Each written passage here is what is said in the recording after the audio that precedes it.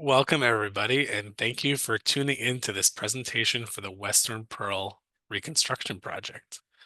We would like to start off by sharing a bit of information about who we are and what we do at the Mobility Division.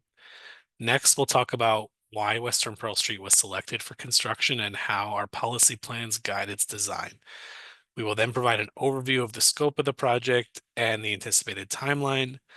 Following that, we will share back what we heard from community members in the second phase of engagement this past spring. We will then walk through an overview of the updated design for the street, including big picture project elements, as well as specific focus areas and how we responded to the feedback we heard from community members. Finally, we will wrap up by discussing what's next and how you can continue to engage with this project. So, jumping right into it. I want to introduce this team of city staff working on this project and discuss the values and guiding plans we bring to our work on Western Pearl Street. My name is Justin Schreiber, and I'm a senior planner. Also from Mobility on the project team, we have Viola Augustin, senior planner, and Kate White, transportation planner for outreach and engagement. We are led by Brad Rawson, the director of Mobility. We will be working closely with the engineering division of the Department of Infrastructure and Asset Management, who will be responsible for the construction phase of this project. This includes Rebecca Wright, Senior Project Manager for Streetscapes, and Brian Postlethwaite, the Director of Engineering. I also want to share background on the values that shape our work. For all projects, we aim to start first and foremost with the goal of keeping people safe on our streets. We also aim to increase access to public transportation and to create more sustainable transportation options for people to move around the city. In addition, a number of long-range plans contribute to our vision for this project, including Somerville's comprehensive plan, Summer Vision 2040, which sets the city's broad values and goals for community-oriented planning. The Climate Forward plan ensures that our projects also support the city's mission to decarbonize our transportation system. The Americans with Disabilities Act transition plan helps make our streets more accessible to all users. In addition, our bicycle network plan documents a community-based vision for a citywide network of connected streets and paths where peoples of all ages and abilities will be able to bike safely and comfortably. And then finally, Vision Zero is the city's commitment to eliminate deaths and serious injuries from our streets, and the city's Vision Zero action plan provides a framework to reach this goal. Now I'll turn it over to Viola to talk about why this project was selected. Thank you, Justin. There are a few reasons why we are reconstructing Pearl Street from Medford Street to McGrath Highway right now. One reason is that this section is to be reconstructed as part of the city's pavement and sidewalk management program. Each year, the city has funding to make surface level street improvements through the pavement and sidewalk management program. It is a data-driven program to maintain and improve our roadways and sidewalks managed by the Department of Infrastructure and Asset Management, or IAM. Streets are prioritized based on factors such as pavement quality, sidewalk accessibility, traffic volumes, and network importance in conjunction with overall city goals and construction plans. The result of this evaluation is a list of priority streets to be reconstructed, which is published annually. Selected streets are categorized by project type. First, complete street and intersection projects are full street reconstructions that include a complete reevaluation of street design to improve safety and access for all users. Second category are full street projects. Generally, the surface of the street is renewed, but only minor traffic safety improvements are incorporated. Third category are sidewalk-only projects. The city is simply reconstructing the sidewalks to be fully accessible.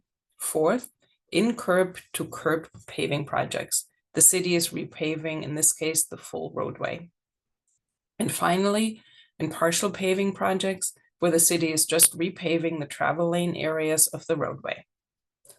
You can find much more info about the pavement and sidewalk management program, including an interactive version of the map that is shown here on the slide on the Engineering's Division webpage as well as by following the links on this slide.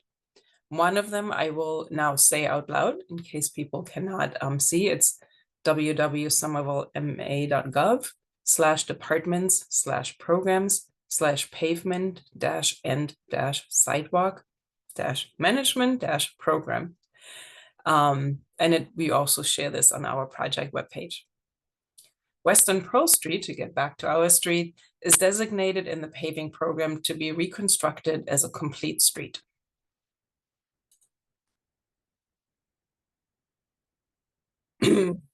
Also, one of the reasons why we're doing it is that Western Pearl Street is included in the Bicycle Network Plan, which was published by the city in 2023. The plan with the entire network is shown on this slide. The plan aims to provide a connected network for people of all ages and abilities to bike and safely and comfortably across the city, and it identifies a priority network of bicycle infrastructure to be implemented by 2030. The plan was further codified by the City Council's Safe Streets Ordinance in 2024. Western Pearl Street was designated for protected bike lanes in both directions, and it is on the priority network of streets to be implemented by 2030. And because it's important,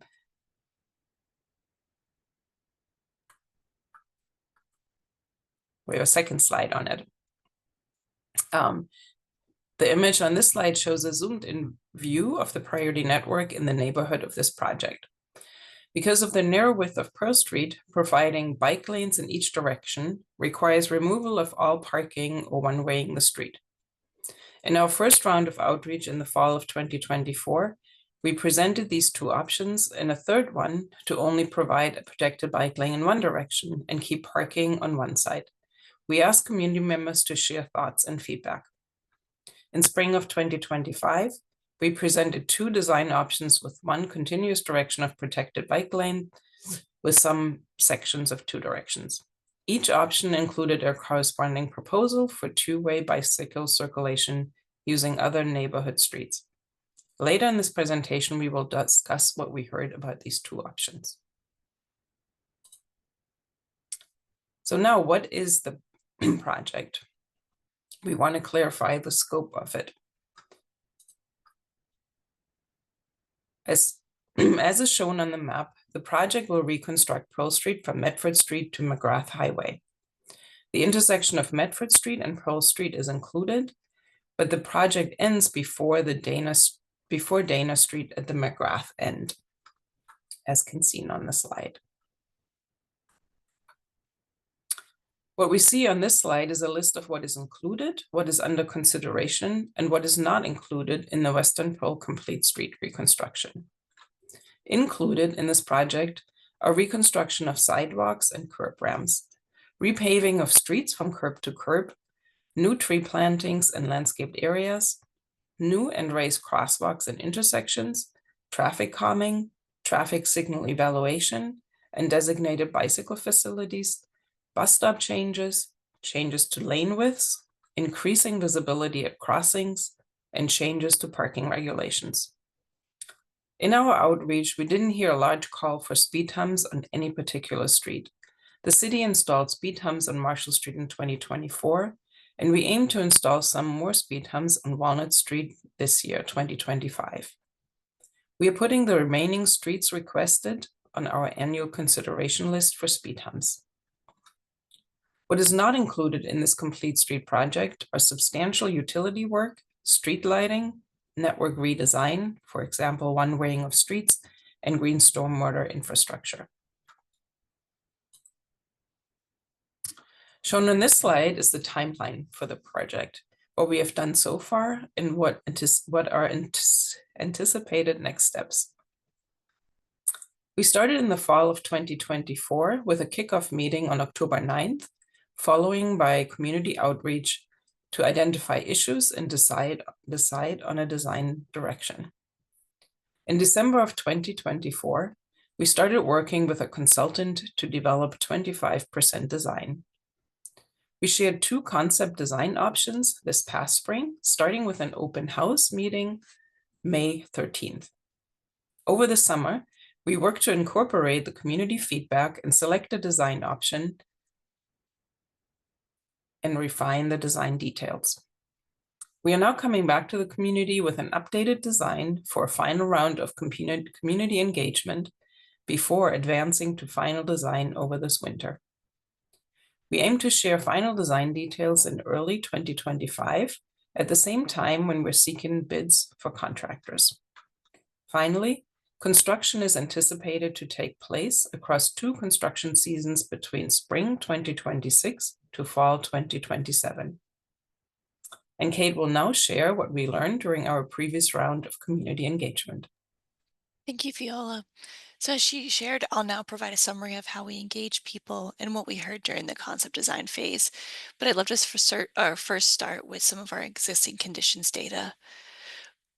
We collected a variety of data about existing conditions on Pearl Street, which was shared along with the conceptual design options earlier this year. This included crash reports, red light and crosswalk compliance, bus ridership, existing parking regulations, and parking occupancy. To learn more about this data, you can review the concept design presentation in our recorded presentation on the project website. So we have all of that information available there. And just go to that same video. I'll now jump into a summary of the engagement activities. In the fall of 2024, we presented 3 design directions for the project.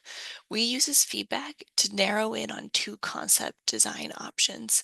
And in May of 2025, we presented these 2 concept design options to the public and worked over the following 6 weeks to gather community feedback.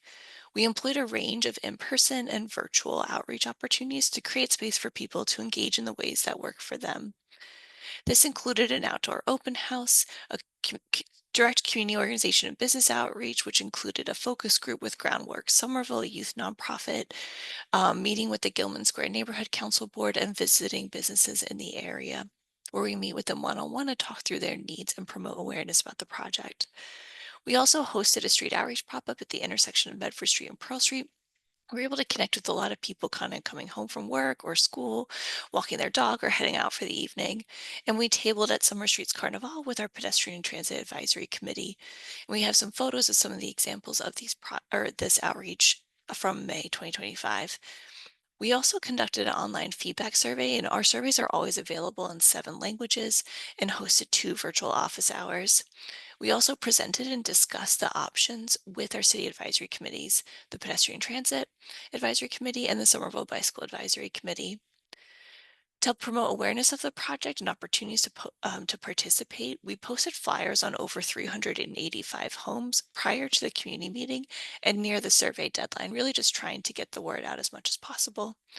We utilized the city alert system to set out notifications prior to the open house, and we coordinated with our communications department to promote the meeting in social media and city newsletters, along with our own mobility monthly newsletter. Over these 6 weeks, we estimate that we spoke to about 283 people in this phase of the project. If you're interested in learning more about what we did and what we heard, please check out our concept design community engagement report available on the project website at somervillema.gov/Western Pearl. I'll now get into summarizing what we heard with the first talking about general concept design options feedback. So we heard a lot of support for the options and direction for the project, in addition to just general support for repaving and reconstructing the street. Many shared their relief that the city was no longer considering one way in the street, and some shared their disappointment about the city not considering removing all parking or one way in the street to achieve protected bike lanes in both directions. Some shared that they felt bike lanes on Pearl Street were unnecessary given the proximity to the community path, and some shared that they felt with all of the traffic calming measures, it would be slow enough to feel safe biking the other way in the street, sharing the lane with motor vehicles. Some asked for more traffic calming. This is especially to slow speeding vehicles coming off McGrath Highway. We also heard requests to consider a combination of option 1 and 2 for the protected bicycle facilities. So that'd be a 2-way section at the western end and a 2-way section at the eastern end. Some requested that tools like bollards be incorporated into the design to prevent illegal parking on crosswalks and in the protected bike lanes. And we also heard concerns that dedicating space on the street to bike facilities kind of supported more folks with privilege and kind of made it more difficult for folks who relied on a vehicle for their work. Some described how both designs do not provide enough space to pull over to drop off kids or groceries, making it unsafe with people traveling with children. But just overall, in general, when we asked this preference between option one and option two, we heard more preference for option one. We've included a graph that describes a vote that we had available at the open house where folks could share how they felt about the the design options. Over 50% either fully supported the design options or supported most of the designs but didn't like everything. Now I'm going to get into some concept design option specific feedback, but if you're interested in a review of what was included in these concept design options, please check out our recording again of our presentation for the concept design stage, which really kind of talks through the options that we had available and presented to the public. And this is available on our project website. Getting into the specific feedback for option one, we had some folks share that they still had some concerns about visibility at intersections if parking was added on the north side. Some shared their concern about potential delivery conflicts on Skilton Avenue. If you have more people biking in the neighborhood, there's also the kind of potential conflict due to future proposed development. Some asked if we could consider option one with a biking option on the north side, as they liked parking options closer to Pearl Street Park and Somerville High School. And many share that they feel more comfortable already walking or biking the Gilman Street neighborhood when traveling between Winter Hill and East Somerville to bypass McGrath Highway. Uh, we have some graphs available that kind of showed some of our survey responses, and I'm just going to describe those. In the survey, we asked people about how they felt about option one, and 15% fully supported the design, and 27% supported most of the design but didn't like everything. And then 27% didn't support most of the design but did like some parts of it. When it came to safety, we saw a bit more support where 29% said that they would feel much safer than today, and 20% said it would feel somewhat safer. Getting into feedback we heard about concept design option two, we heard concerns about the steep hill biking circulation routes in option two, and some prefer this option for the configuration at Medford Street, while some preferred it because it removed less parking. In the survey, when we asked people about how they felt about option two, 14% fully supported the design, 26% supported most of the design but didn't like everything, and 30% didn't support most of the design but did like some parts of it. When it came to safety, 24% said they would feel much safer than today, and 40% said they would feel somewhat safer. We now are going to break some more feedback down by theme, just to give you an idea of kind of generally what we heard. Regarding transit experience, some shared concerns about not having floating bus stops at all of the stops. They were concerned about having buses and bikes mix on the roadway. Some shared that they felt floating bus stops were too close to the Walnut Street intersection, potentially causing traffic backups when the buses stopped to pick up passengers. We heard support for far side bus stops at Walnut Street to reduce bus delay, and some asked to consider repurposing the floating bus stops for blue bike stations, bike racks, or planting beds if or when the MBTA Route 80 service is removed under bus network redesign. Some shared concern about in-lane stops potentially causing more people to aggressively pass around the bus into oncoming traffic, and just were kind of worried of what safety concerns that would create. Regarding biking experience, we heard requests to incorporate more wayfinding and pavement markings to indicate the neighborhood through Skilton Avenue and Ed Leathers Park. Many urged us to ensure that bikes could easily access the Marshall Street Contraflow bike lane from any Pearl Street bike facility, as that was a critical connection. Some requested a crosswalk across Pearl Street at James Street to make it easier to access Skilton Street and the neighborhood. And just in general, we heard more support for the bike circulation option one, and in particular from community members who identified as being primarily people who bike and live in the area. We heard more support also for option one as it requires fewer turns, and as I mentioned already, it's a less hilly option than option two. Some shared that they were concerned about people biking through the park and the potential conflicts with other park users. And then we just heard general requests for improvements to the Gilman Ed Leathers neighborhood route. Jumping into pedestrian experience, we just heard a significant amount of support for the raised crosswalks, both across Pearl and on Medford Street and on the side streets that intersect with Pearl Street. Some folks asked for additional improvements, such as push button activated flashing crosswalk signs just to encourage more motor vehicles to yield to folks using the crosswalk. Some shared they were concerned that people entering Pearl Street from the side streets would still be paying more attention to oncoming motor vehicles and bike traffic, and then blocking the crosswalks rather than waiting to let folks pass. Some urged us to ensure that the angle of the raised features was steep enough to slow motor vehicles down. And some asked to make sure there were not any slanted or diagonal crosswalks in the design, as this can be difficult to navigate for visually impaired people. Regarding the environment, trees, and air quality, many participants requested more trees in the area to provide more shade coverage and help clean more of the air. We also heard some concerns that there could be invasive species in current Pearl Street tree wells. And we also heard requests to consider more native plants and new planting beds or planters if we were using them. We also still heard requests for more street lighting, even though that was not part of the scope of this project. Regarding traffic, some requested a double yellow center line to be maintained to designate lanes. Some people share that they supported clear corners for visibility concerns. That's restricting the parking about 20 feet from the intersection to ensure that you could see around. Some asked to see how we can reduce the number of right turns on red from Pearl Street onto McGrath Highway. We also had the chance to ask community members about where they might like to see speed bumps. And as Viola already mentioned, we didn't hear kind of a resounding call for specific streets. The most popular selected ones were Marshall Street, which we have installed some, and Walnut Street, which we are bringing some more to this year. But over 20% of respondents said they didn't want more speed humps in the area. Some shared that speed humps are only helpful in long streets where cars like to gather speed, and they prefer other treatments like raised crosswalks or narrow crossings, really to kind of support safety at the intersections where they see the most conflict. But some asked if we do construct speed humps, that they'd be easy to traverse at the posted speed limit rather than having to slow down to 5 or 10 miles per hour. Regarding parking, many people expressed concerns about reducing the number of parking spaces in the area. They described that there is already very limited parking availability, especially on street cleaning days and during snow emergencies. People were concerned about illegal parking on crosswalks or no parking areas around businesses. And we also heard concerns about home health workers being able to come and provide services, especially to Pearl Street Park residents.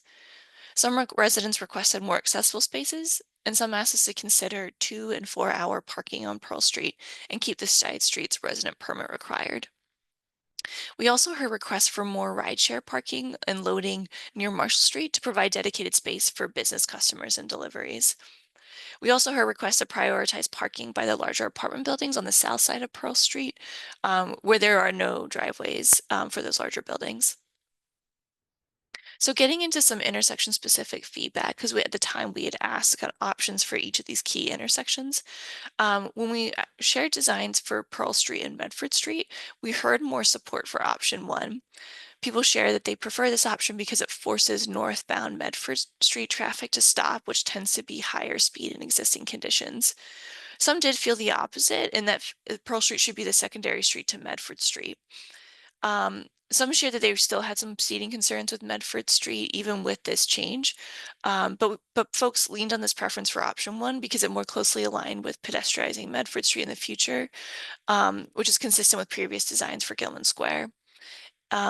We also heard people describe that option 1 provides better visibility for people biking to see oncoming traffic. We still heard some concerns that traffic congestion might increase with option 1 since vehicles will have to stop on Medford Street. And then some asked us to consider moving the new crossing across Medford Street closer to Pearl Street, where they felt people more desired to cross. We have a graph that shows the intersection or the preferences for each option based on where we heard it. We heard feedback through emails, surveys, our open houses, our outreach events.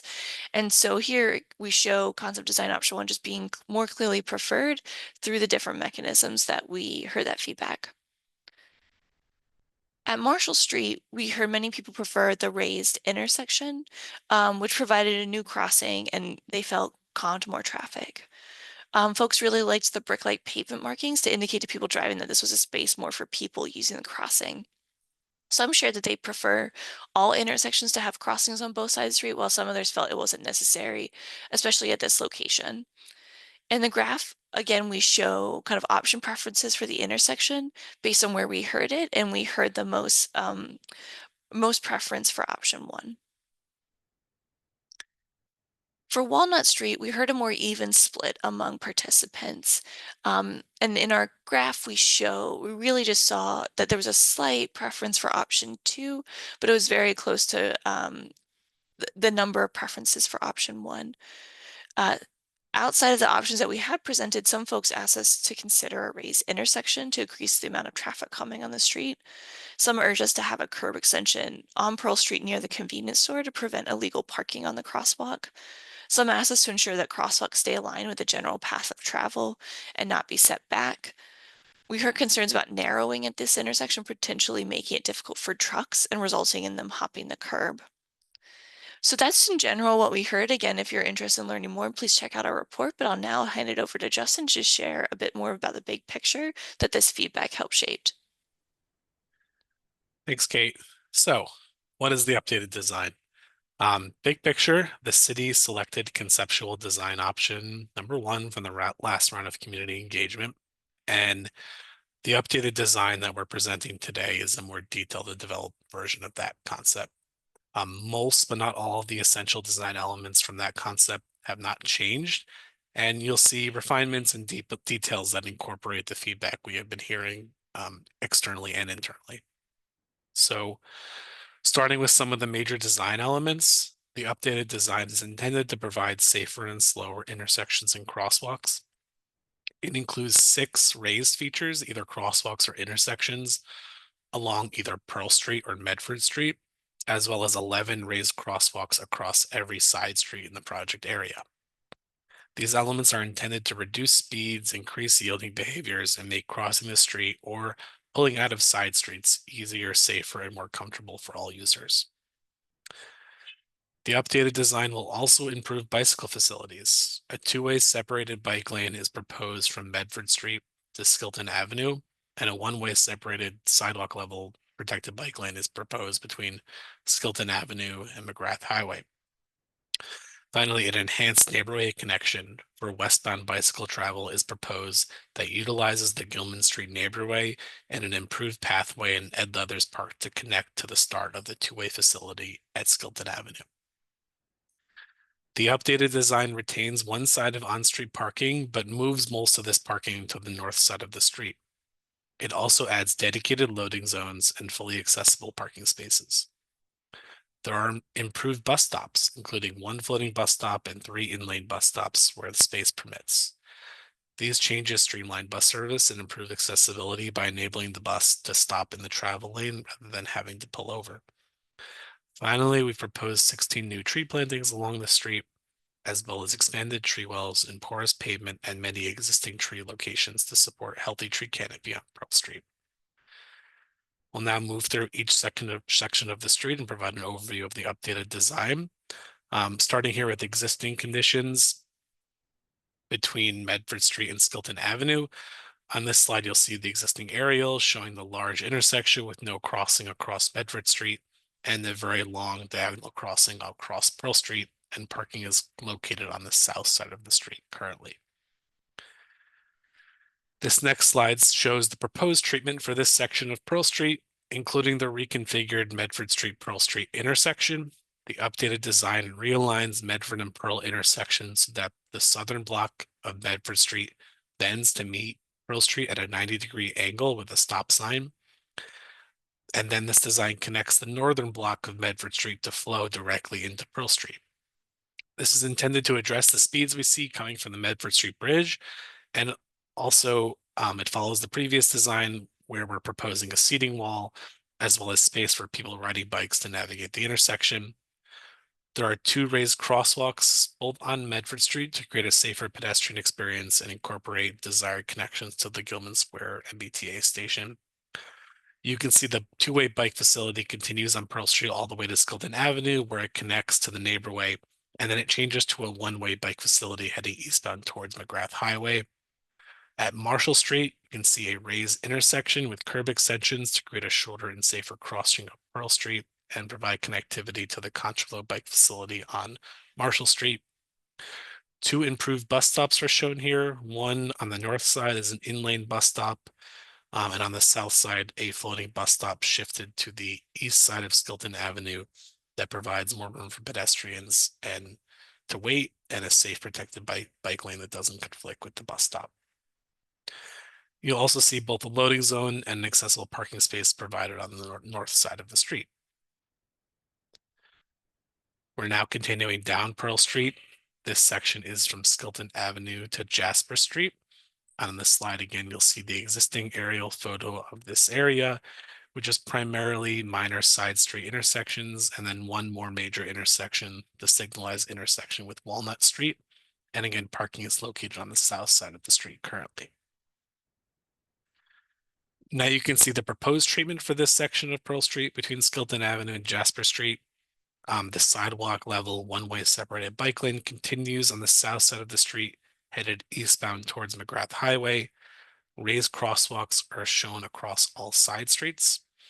At Walnut Street, there are curb extensions on the north side of both sides of Walnut Street, reducing crossing distances across Pearl Street. And you'll also see an update with a raised intersection being proposed for this intersection as well. The westbound bus stop at Walnut Street is relocated after the intersection on one of those curb extensions as an in-lane bus stop. The eastbound bus stop is similarly moved to the far side of the intersection. It's shown as a pullover bus stop shared with the bike lane, and there unfortunately is not room for a floating bus stop at this location due to the curb extensions and parking on the opposite side of the street. On-street parking is shown on the north side of the street, and we've proposed a loading zone in front of the existing businesses near Walnut Street. There is also an accessible parking space proposed on the northern block of Walnut Street, close to the intersection. Moving on, we're now looking at existing conditions for the remainder of the project area, Pearl Street from Jasper Street to McGrath Highway. On this slide, you can see the existing aerial. Again, there's a number of minor side street intersections and then a major intersection with McGrath Highway.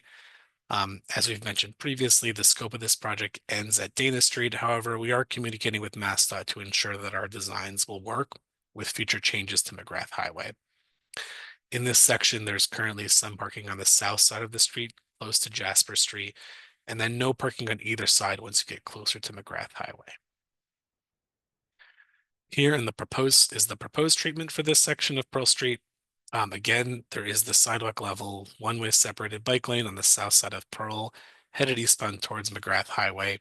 And again, you'll see raised crosswalks shown across all side streets.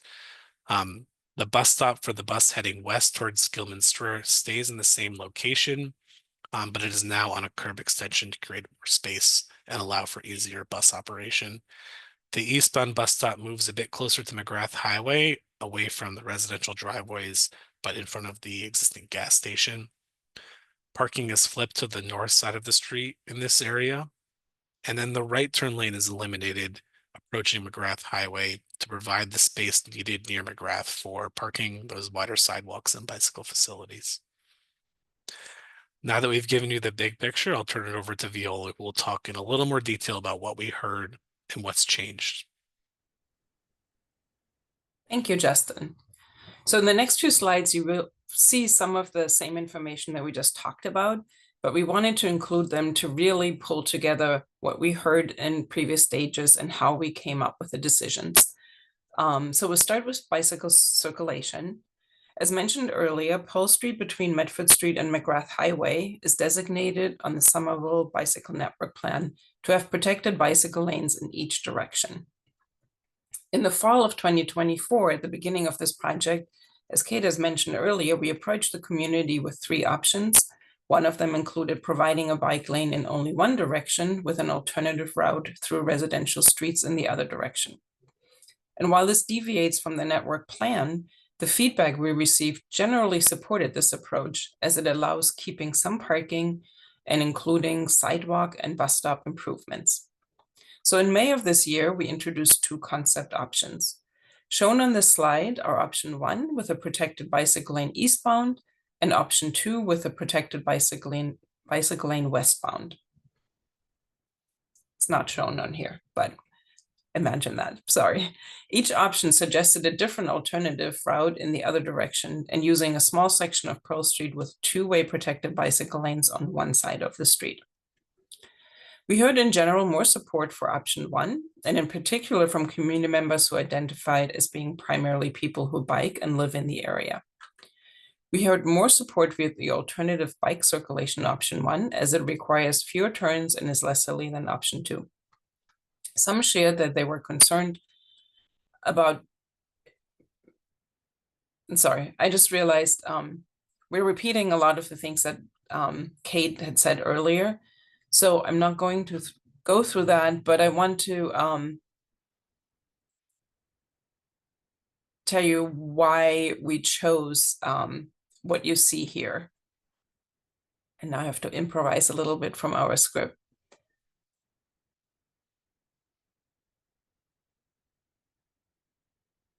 So the updated design that we see on the slide responds to what we heard and further developed option 1, including the preferred westbound alternative route with easier slopes. And in choosing option 1 for bicycle circulation, it makes sense to keep bicycle lanes on the south side, especially the two-way section between Medford Street and Skilton Avenue, since that is then connecting to the Neighborway route that we're proposing westbound. Keeping the bicycle lane on one side leaves room for a loading zone and thus avoids conflicts when cars temporarily park in bike lanes. So what we are proposing is an eastbound protected bike lane from Medford Street to McGrath Highway. And in the other direction, westbound, we propose for people riding bicycles to use neighborways, going down Aldrich Street, then turning left onto Gilman Street, crossing Walnut Street and going through Ed Leathers Park, then onto Skilton Avenue, and finally turning left onto Pearl Street and a two-way protected bicycle lane on the south side of Pearl Street between Skilton Avenue and Medford Street. And this is shown on the plan on the slide. As can be seen also on the slide is the Ed Leathers Park plan with improvements that include a paved shared path along the south side of the park, and curb cuts are shown at Walnut Street to connect to the existing bicycle lanes and crossing to Gilman Street. And on Skilton Street, we propose a widened sidewalk with a curb cut that separates bicycle traffic from pedestrian traffic. And these changes allow the center path through the park to be for pedestrians only.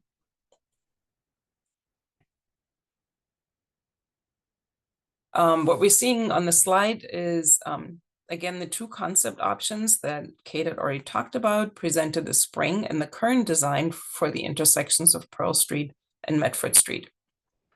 And briefly, concept 1 displays Medford Street turning at a right angle into Pearl Street and Medford Street intersection. And concept option 2 shows Pearl Street turning at a right angle into Medford Street. Because we heard more support for option 1 for Pearl Street and Medford Street, and the community members shared that they preferred this option because it forces northbound Medford Street traffic to stop, which tends to be higher speed in existing conditions. And some felt the opposite and believed that Pearl Street should be a secondary street to Medford Street. Some shared that they still had speeding concerns for motor vehicles making the left from Medford Street onto Pearl Street. But overall, we had preferences for option 1 because it is more closely aligned with pedestrianizing Medford Street in the future and is consistent with the previous designs for Gilman Square. We also had people describe that option 1 provides better visibility for people biking to see oncoming traffic. And some were concerned traffic congestion might increase with option 1 since vehicles will have to stop on Medford Street. Some asked us to consider moving the new crossing across Medford Street closer to Pearl Street. So what you see on the updated design on the slide is we narrowed in on option 1 due to community preference and the ability to connect the new design with a two-way cycle track continuing onto Medford Street. We also felt it was important to maintain consistency with the previous designs for Gilman Square. We were able to move the new crosswalk across Medford Street closer to Pearl Street and provide a small seating wall at the corner to prevent bikes traveling through on Medford Street from cutting the right turn across the sidewalk. And again, we want to reiterate how we got to the new design at Pearl and Marshall Street. The slide shows the two concept options for the intersection. Again, to remind everybody, concept option 1 displays a raised intersection with crosswalks on Pearl Street on either side of Marshall Street and a wider sidewalk on the north in order to narrow the Pearl Street crossing. Concept option 2 has a raised crosswalk on Pearl Street, east of Pearl Street, and a curb extension and wider sidewalk on the south side of the street. Many people preferred the raised intersection on Marshall Street as it provides a new crosswalk and calms traffic. We also heard support for the brick-like pavement markings to indicate to people driving that this is a space more for people using the crossing. Some shared that they prefer all intersections to have crossings on both sides of the street, while some others felt it was not necessary at this location and preferred option 2. We went with concept option 1, and we preferred being able to provide a crosswalk from each side of Marshall Street. We also could protect the bicycle connection at this intersection with bollards rather than leaving a conflict crossing Marshall Street. The raised intersection also provides more turning options for people biking. The updated design shown on the slide also locates an accessible parking space on Paul Street west of Marshall Street. And then the last important intersection we want to highlight again is Walnut Street. We show once again the two concept options that we presented to the public earlier this year. Concept option 1 shows wider sidewalks on the north side of the intersection and curb use for parking or loading on the north side in front of the businesses. Concept 2, option 2 shows a floating bus stop on the north side west of Walnut Street and a wider sidewalk for an inline bus stop on the south side east of the intersection. We heard more of a split between preferences for options at Walnut Street. Some requested a raised intersection to increase the amount of traffic calming on the street. Some urged us to have a curb extension on Pearl Street near the convenience store to prevent illegal parking on the crosswalk. And some asked to ensure that crosswalks stay aligned with the general path of travel and not be set back. We heard concerns about narrowing at this intersection, potentially making it difficult for trucks and could result in them hopping the curb. Again, we took the base idea of option 1, but moved forward with pursuing a raised intersection, as can be seen on the updated design plan. The design also includes an in-lane bus stop on the north side west of Walnut Street, and on the south side east of Walnut Street, you see a pullover bus stop. We expanded the curb use area on the north side in front of the convenience store to allow for loading and door parking. And I will now hand it over back to Justin to talk through potential traffic signal changes at this intersection. Thanks, Viola. So still at the intersection of Pearl Street and Walnut Street, we're considering changing the traffic signal from a red, yellow, green signal to flashing red for vehicles in all directions. This would make the intersection function like a four-way stop sign intersection. A little more how this would work is that people walking will be able to cross the street at any time, and people driving will always be required to stop at the intersection in all directions. People walking who feel more comfortable crossing with a dedicated walk signal will also be able to do so. When the pedestrian push button is pressed, the flashing red lights will become solid red for people driving, and people walking would receive a walk signal. One of the reasons for this proposal is because traffic volumes at this intersection are lower than what is generally required for a traffic signal. However, this change is also being considered as a way to increase pedestrian priority at this intersection by allowing people walking to cross at any time. Our data collection showed that about 1/3 of pedestrians are already crossing the street when the don't walk symbol is displayed. In addition, there may be traffic calming and safety benefits. All vehicles will be required to stop at the intersection, reducing speeds both before and after the signal. Finally, this change may ease some congestion at this intersection, as four-way stop intersections are more adaptive to changing traffic queue lengths than signals set to a more rigid phasing pattern. So the graphic on this screen explains in much more detail how this intersection would work, and I'll briefly review it.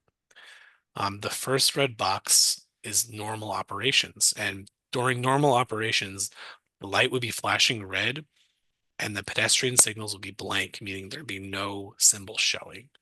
People driving or biking would be expected to stop at the intersection, yield to people walking, yield to other vehicles in the intersection, and then proceeding through the intersection in the order of their arrival.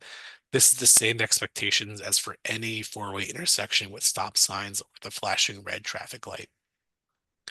People walking would have right of way and would be able to cross at any time as they would do at any crosswalk with a stop sign.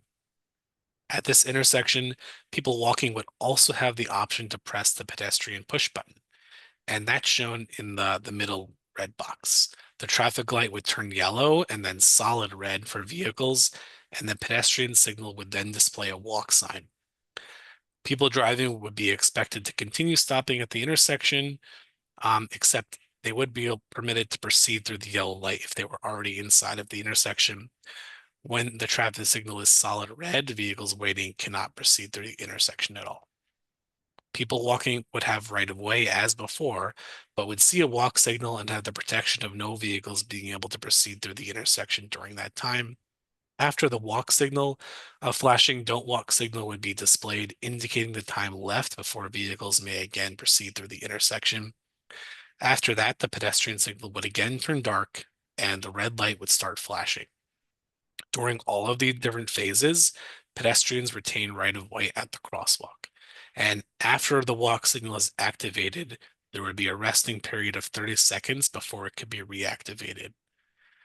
Finally, in the third red box on the right, there is also an operation mode to serve emergency vehicles. When these vehicles approach, the traffic signal will switch to either a solid red or a solid green light, depending on the direction emergency vehicles are coming from. People driving should follow the signal and yield to emergency vehicles by pulling over as soon as it's safe to do so, or by proceeding through the green light if needed to move out of the way of emergency vehicles before pulling over. People walking will see a solid don't walk symbol and should not cross the intersection until emergency vehicles have passed and the pedestrian signal turns dark again. We want to hear your feedback on this potential change to inform our decision making. We're also communicating with internal city partners about how this change would impact their operations. At this time, no final decision has been made about the signal operations, and the proposed physical design of the intersection is compatible with all signalization options. We anticipate that any change will be preceded by a pilot period that will allow the city to evaluate the impacts on pedestrian comfort and safety, vehicular compliance and delay, and city operations. We will update the project website when a decision is made regarding the traffic control at this intersection, and will include information about the reasons for our decision, the timeline for any changes, and how we plan to evaluate any pilot period before changes are made permanent. Next, we'll talk about parking, where we heard a number of requests from the community related to parking regulations. We heard requests to limit parking reduction as much as possible and concerns about parked cars inhibiting visibility for people turning onto the street. We also heard requests for parking regulations to serve visitors, customers, and home health workers traveling to Pearl Street, as well as space for commercial and passenger loading activities. The diagrams on this slide detail the existing and proposed parking regulations on Pearl Street and the surrounding side streets. We added 2 new accessible parking spaces with integrated ramps. We added 2 new multi-purpose loading zones. We're also proposing 2-hour parking except by permit on Pearl Street instead of existing permit parking only.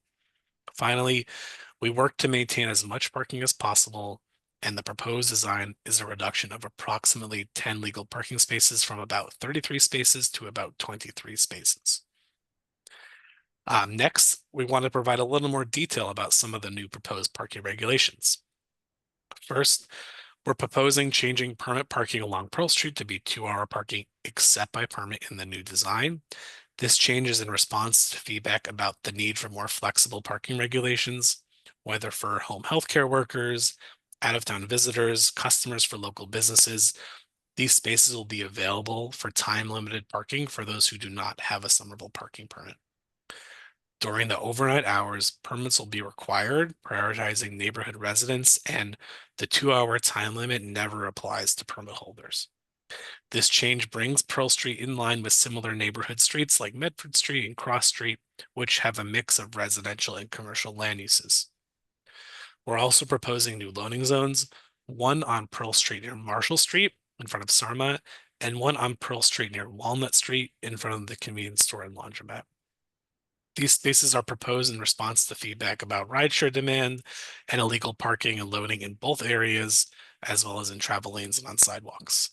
We also heard from businesses about their need for space for loading supplies and for their customers. These spaces will be available for commercial loading for up to 20 minutes and passenger loading for up to 5 minutes, and they're sized to fit 2 passenger vehicles or one larger box truck. We are proposing a third loading zone on Medford Street near Pearl Street for DPW to use to maintain the green space at the intersection. We're also proposing 2 new public accessible parking spaces on Pearl Street near Marshall Street and on Walnut Street near Pearl Street. We are designing these spaces so that they have adjacent ramps onto the sidewalk without raised curbs. The ramp design will vary somewhat based on constraints like tree pits or adjacent crosswalks. In addition, one additional accessible parking space assigned to an individual on the south side of Pearl Street is proposed to move to Jasper Street. Other than the 2 accessible space changes, one on Walnut and one on Jasper Street, no other changes are being proposed to side street regulations at this time. Finally, we are proposing implementing our Clear Corners program on Pearl Street and the intersecting side streets. Existing regulations prohibit parking between 20 and 30 feet from a crosswalk or intersection. The updated design highlights these no parking locations with diagonal white lines and signage. Parking vehicles near crosswalks can block the view of both people crossing the street as well as vehicles traveling on the intersecting street.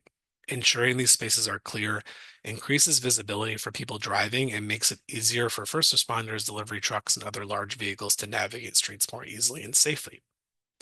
I will now turn it back over to Kate to talk about next steps. Thank you, Justin. So we're going to share a little bit how you can engage in this final phase of the design. So we've had our open house, and so you can find all of those materials online if you're interested in learning a little bit more. We also have our survey out now through October 31st. And this is available in 7 languages, including English, Spanish, Portuguese, Haitian Creole, Nepali, Simplified, and Traditional Chinese. It's available at somervillema.gov/Western Pearl. We did have already our street outreach pop up on October 7th, but if you'd like to come talk to us in person, we will be at Summer Street's Monster Mash on October 19th. We'll also be following up with our small businesses in the area, spending time with Pearl Street Park residents, and talking again to the Gilman Square Neighborhood Council Board. We have 2 virtual office hours available, and we'll share some more details about that next. It's another way to connect with our team. We'll still have we'll be flyering the neighborhood one more time and using our communications channels like social media and newsletters to send any more reminders at this stage. And we'll also be reconnecting with our city advisory committees.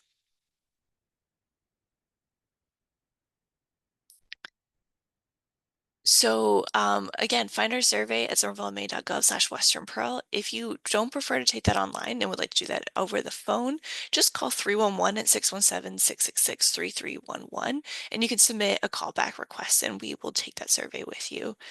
Come to one of our virtual office hours, which is available on Zoom. Those links are on somervillema.gov/Western Pearl. We'll be hosting one October 17th from 12 to 1 p.m. and October 27th from 6 p.m. to 7 p.m. And you can join anytime and talk to the project team. At any point, share your questions and comments by emailing our team at transportation@somervillema.gov. And with that, thank you for your time and watching this recording. And please reach out if you have any questions. Thank you.